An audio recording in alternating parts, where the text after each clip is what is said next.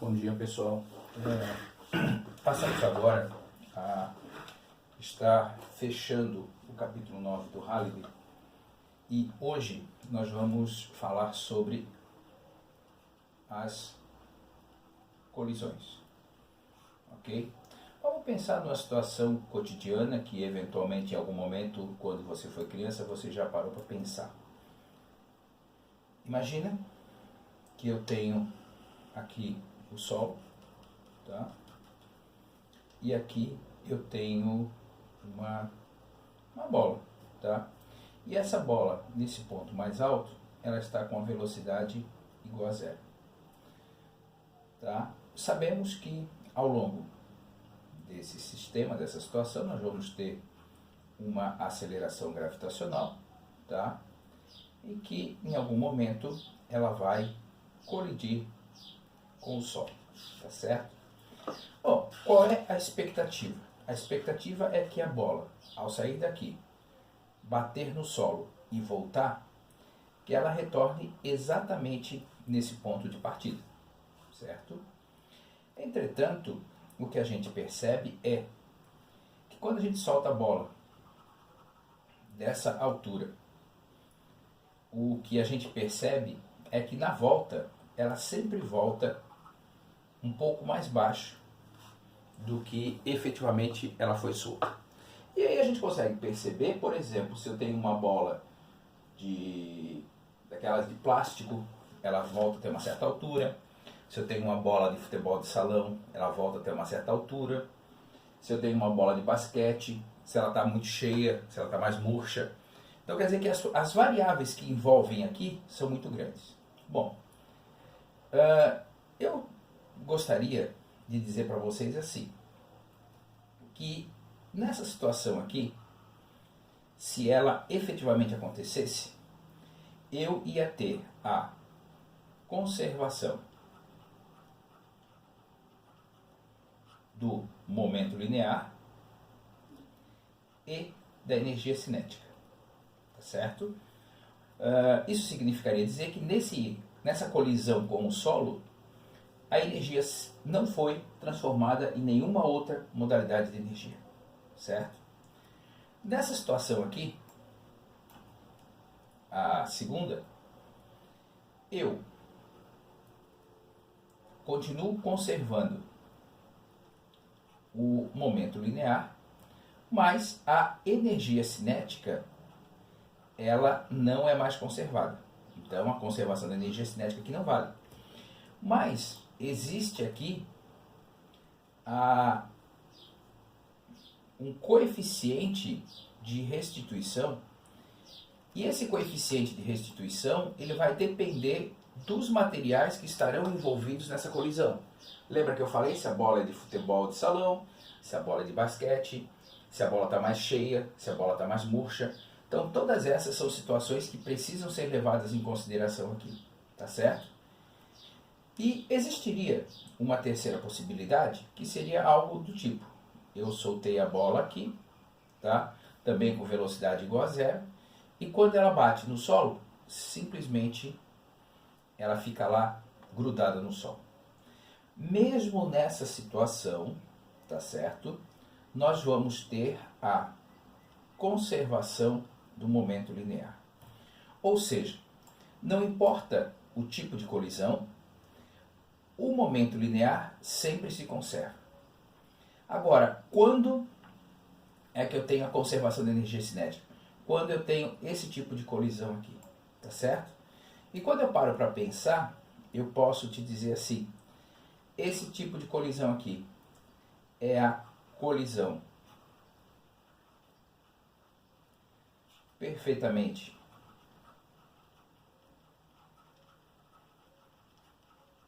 elástica, tá? Essa colisão aqui é uma colisão inelástica, tá? E essa colisão aqui fica naquele meio termo, né? Então ela é uma colisão parcialmente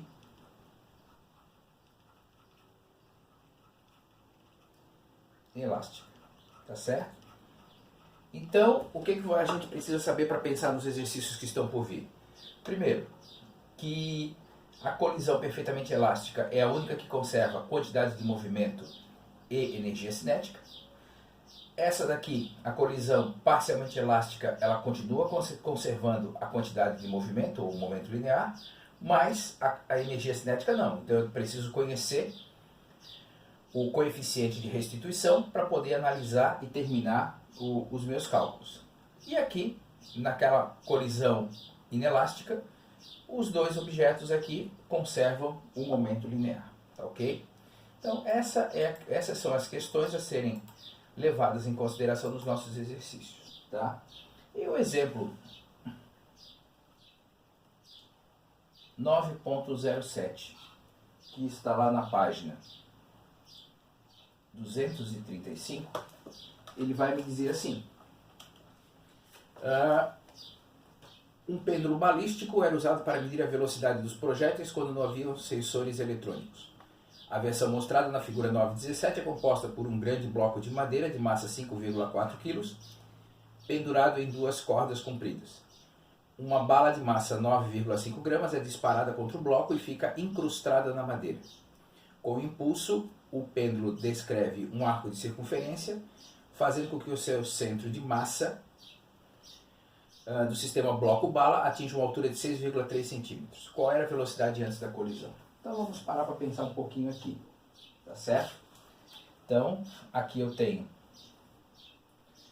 o objeto, tá? Esse objeto, ele está preso ao teto por duas cordas. E aqui eu tenho uma bala que está vindo com uma velocidade inicial da bala, que é o que a gente vai querer calcular, e vai bater nesse objeto. Bom, quando ela bate nesse objeto,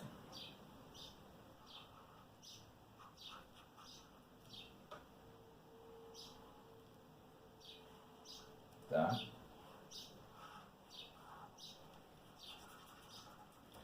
Essa bala fica cravada aqui na madeira, tá? E os dois objetos juntos começam a se movimentar. Entretanto, o que se observa? Se observa que isso daqui é jogado para trás, tá? Já que ele ganhou velocidade, e a diferença de altura daqui até aqui é de 6,3 centímetros, que é onde ele consegue alcançar.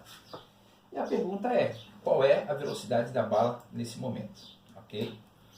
Bom, percebam que os dois corpos estavam separados e depois eles viraram um corpo só. Isso significa dizer que a quantidade de movimento de antes da colisão é igual à quantidade de movimento após a colisão, tá? Então, esse aqui é o meu antes e esse daqui é o meu depois. Bom, quantidade de movimento, massa vezes velocidade. Então, o que eu vou ter aqui? Eu vou ter a massa da bala vezes a velocidade da bala, mais a massa do bloco vezes a velocidade do bloco, só que essa velocidade do bloco é zero, então isso aqui eu não vou levar em consideração. Após a colisão, o que eu tenho? Eu tenho os dois blocos virando um só, os dois objetos virando um só, então a massa da bala mais a massa do bloco vezes a velocidade final, tá certo? Bom, agora vamos parar e pensar. Isso aqui é conhecido, isso aqui eu quero calcular. Isso aqui é conhecido, isso daqui é conhecido, mas só que isso aqui, se eu quero calcular aquele lá, eu preciso conhecer. Bom, por isso é que nós temos essa segunda situação, tá? O que eu tinha aqui, nesse caso aqui? eu tinha energia cinética, que acabou se transformando em o quê? Nesse ponto aqui mais alto, em energia potencial gravitacional. Ou seja, a massa vezes a velocidade ao quadrado sobre 2, que era a energia que eu tinha nesse ponto aqui, se transformou em massa vezes gravidade vezes altura. Bom, a massa é a mesma nos dois casos, posso cortar. A velocidade ao quadrado sobre 2 é igual a gravidade vezes 6,3 centímetros, que dá 0,063 metros, tá certo? E aí, se você resolve isso daqui, passa o 2 para lá multiplicando e depois tira a raiz quadrada, você vai encontrar que essa velocidade, ela fecha aproximadamente 1,11 metros por segundo. Agora eu consigo vir até aqui e fechar. Então vamos lá. A massa da bala são 9,5 gramas, tá? Então deixa eu mudar de cor aqui. 9,5 gramas é 0,0095 quilos. A velocidade da bala é o que eu quero calcular. Massa da bala, 0,0095 quilos, mais a massa do bloco, 5,4 quilos. São todos os dados que o problema nos deu. E essa velocidade aqui é 1,11 metros por segundo. Depois que você faz esses cálculos aqui, você encontra que a velocidade da bala, ela fecha 632,74 metros por segundo. Então perceba que com a conservação de energia, que vimos nos capítulos anteriores, mais a conservação do momento linear, a gente conseguiu chegar ao resultado. Lembrando que essa conservação de energia, ela foi após a transformação de energia cinética em potencial gravitacional. Daqui para cá não existe conservação de energia cinética, tá certo? Então isso precisa ficar bem claro. Agora, quando a gente passa, por exemplo, a pensar num problema, o exemplo 9.08, que está lá na página 238, aí ele vai nos dizer assim, ó, tá? Que o bloco 1 se aproximando de dois blocos estacionários a uma velocidade de 10 metros por segundo. Ele então colide com o bloco 2. Então vamos lá. Eu tenho aqui o bloco 1, que está indo para lá com uma velocidade de 10 metros por segundo e está indo de encontro ao bloco 2, certo? Que inicialmente está parado, tá? E ele, o bloco 2, por sua vez colide com o bloco 3. Então, depois de ocorrer essa colisão, tá? Nós vamos ter o bloco 2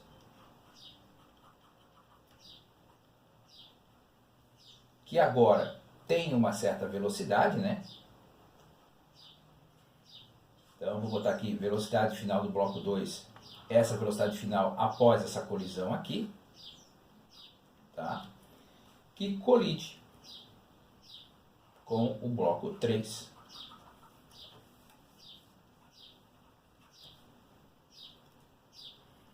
Que inicialmente está parado, tá certo? Bom, esse bloco 3 adquiriu a velocidade final, depois da segunda colisão, o bloco 2 fica novamente estacionário e o bloco 3 adquire uma velocidade de 5 metros por segundo, tá? Suponha que as colisões são elásticas. Calcule as massas do bloco 1 e 2 e qual a velocidade final, velocidade 1 final, tá? Então, aqui após a colisão, tá? O que nós temos?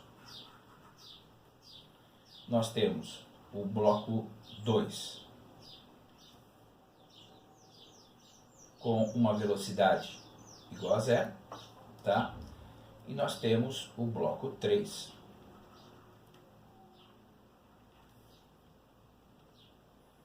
indo para lá com uma velocidade final 3 de 5 metros por segundo. Tá certo? E ele me deu, de todos esses blocos, tá, como informação, apenas a massa do bloco 3. Então a massa do bloco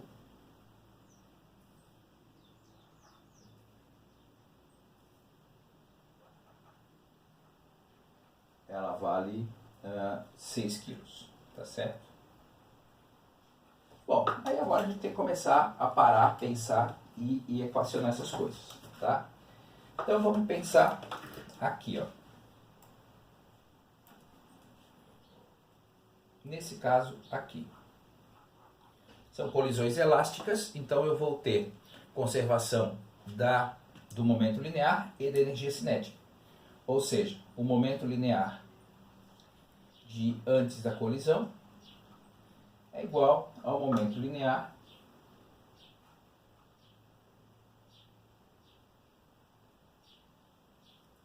após a colisão. Tá? Ou seja, m1 vezes velocidade 1 mais m2 vezes velocidade 2, lembrando que a velocidade 2 aqui é zero, vai ser igual ao m1 vezes velocidade final 1 mais m2 vezes velocidade final 2. Tá? Então, essas são as informações que eu tenho. Tá certo? Bom,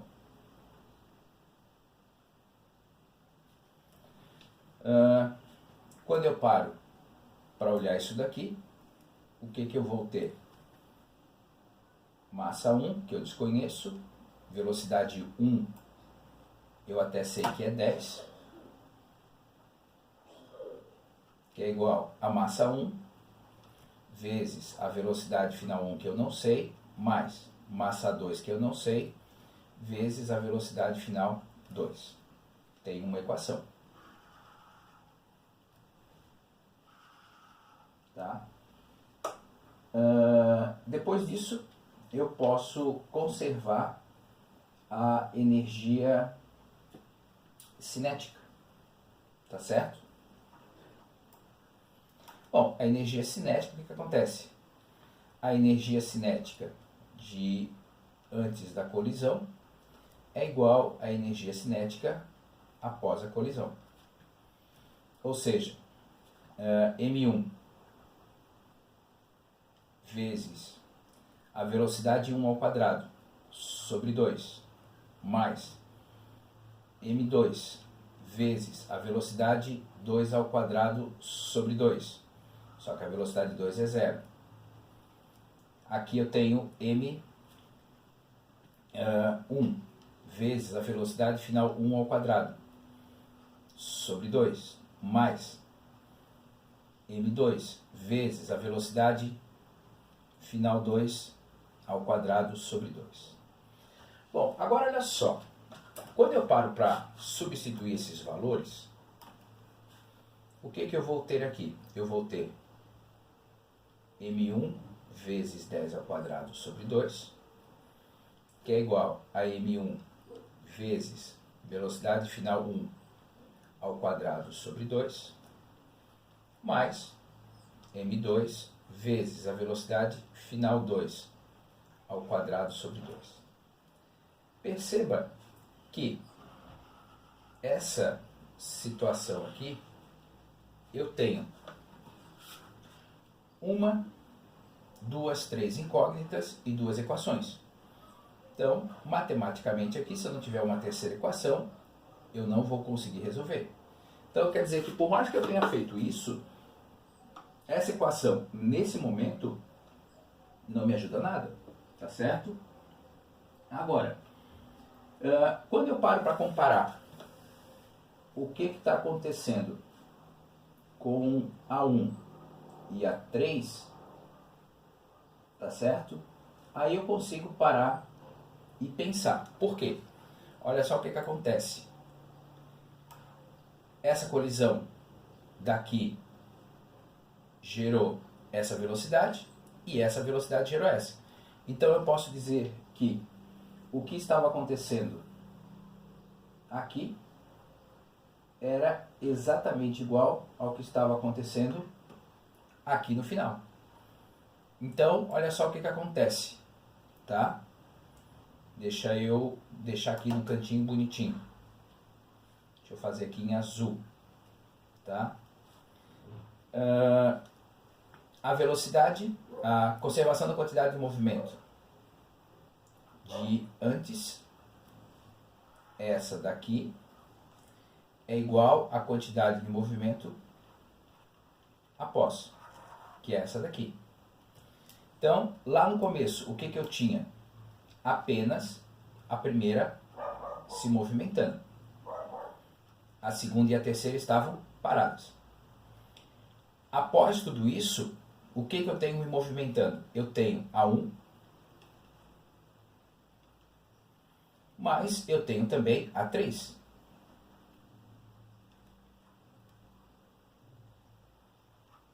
Certo? A 2 se movimentou no meio do caminho, mas depois ela parou. Então, no começo eu tenho a 1 se movimentando, a 2 e a 3 paradas. Depois, a 2 parou, mas a 1 e a 3 continuam se movimentando. Tá certo? Bom, quando eu paro para fazer isso, tá? Eu cheguei aqui nessa equação.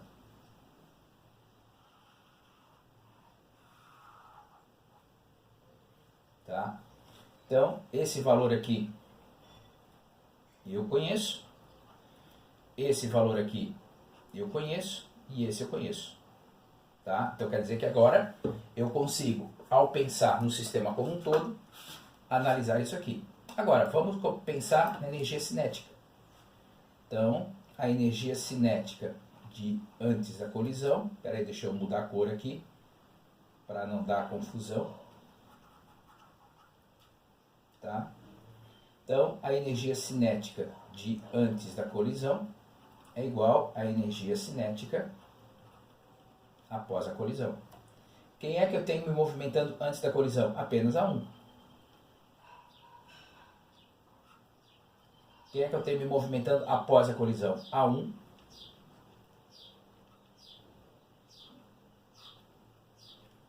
E a 3.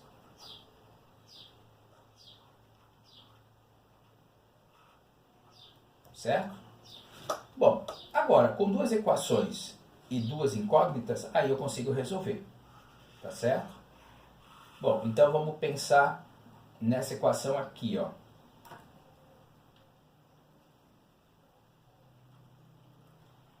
Nessa equação aqui,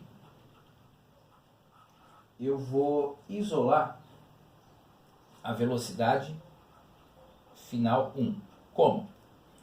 Eu tenho 10, que é a massa da 1, tá? Vezes, perdão,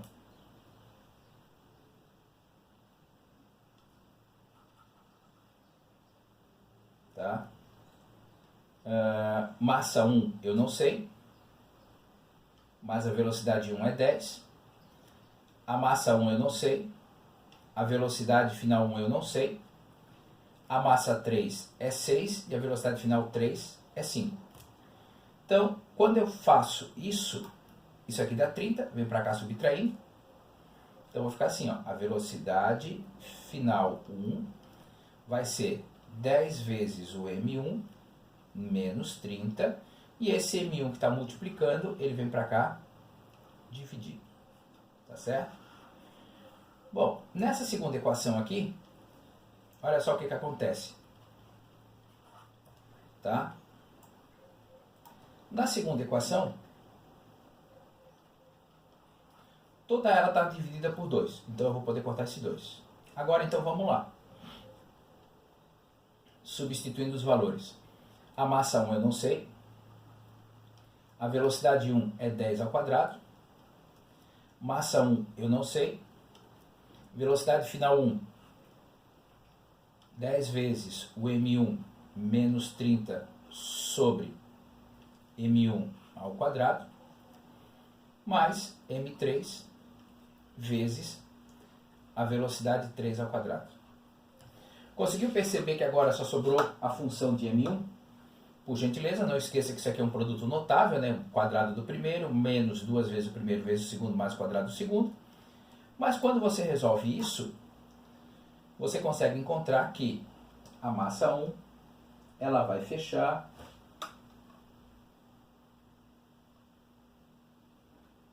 dois quilos.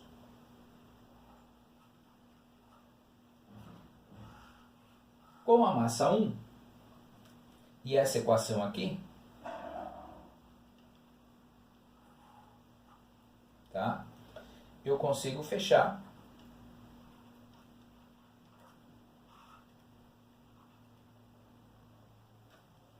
uma velocidade final de 1 de menos 5 metros por segundo. Bom, o que significa isso? Significa dizer, deixa eu voltar aqui lá no nosso desenho original, que quando a 1 bateu em 2, ela bateu e voltou. Então, 1 bateu, voltou, 2 foi até 3, bateu e ficou parada, e a 3, então, se movimentou para lá, tá certo? Bom, agora, quando eu paro para pensar, tá, eu tenho todas essas informações aqui, a mais. Então, agora, eu já conheço a M1, tá? Eu já conheço a velocidade final 1, já conheço a M1, conheço a velocidade final 1, nada me impediria de vir até aqui e montar um sistema semelhante a esse, calcular a massa 2 e a velocidade final 2. Mas agora, vamos lembrar o seguinte, que na situação 2, eu tinha a massa 2 indo para lá com o que a gente chamou de velocidade final 2, tá? Indo em colisão com a 3, que estava parada, mas que após a colisão, a 2 ficou parada e a 3 se movimentava com uma velocidade de 5 metros por segundo. Então vamos lá, tá? Conservação do momento linear.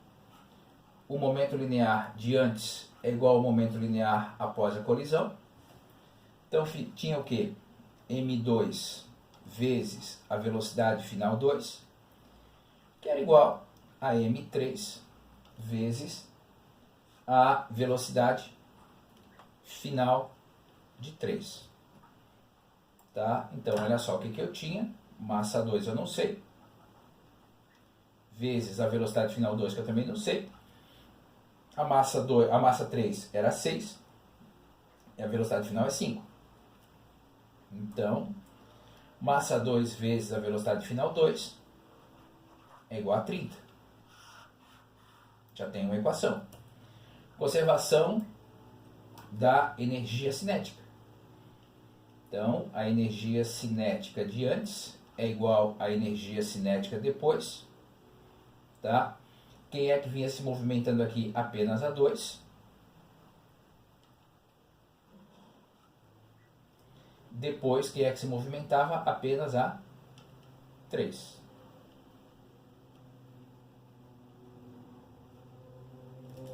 Certo? Posso cortar o 2 aqui e o 2 lá, que é o mesmo denominador. Massa 2 eu não sei. Velocidade final 2 ao quadrado. Tá? Massa 3 é 5. Velocidade final, perdão, a massa é 6. E a velocidade final é 5 ao quadrado. Se você olhar com um pouco de atenção, você vai ver que a gente caiu num sisteminha muito parecido com aquele que nós já tínhamos resolvido anteriormente. E quando você faz aquela mesma substituição, você encontra que a velocidade final 2 vai valer 5 metros por segundo e a massa 2 vai valer 6 quilos. Tá certo? Então, quando você faz esses cálculos, esse raciocínio, você chega aí em algumas situações que são mais simples, outras mais complexas, mas perfeitamente possíveis de serem resolvidas. Pessoal, por hoje era só, fechamos o nosso capítulo 9 e nas próximas aulas aí vamos fechar os próximos exercícios. Um grande abraço para vocês, tchau, tchau.